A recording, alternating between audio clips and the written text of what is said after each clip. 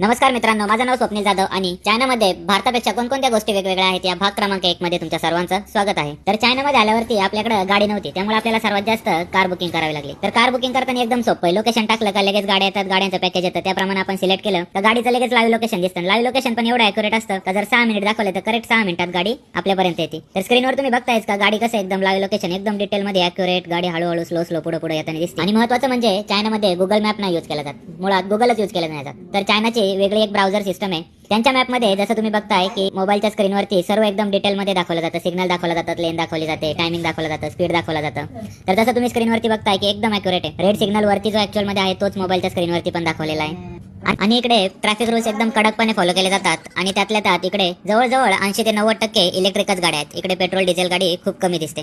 Petrol गाड्यांचे number blue कलरचे असतात आणि इलेक्ट्रिक गाडीचा नंबर ग्रीन कलरचाच असतो। आणि सर्वात महत्त्वाचं म्हणजे आपण जेव्हा गाडीतून उतरतो तेव्हा इकडे पैसे नाही द्यावे लागत।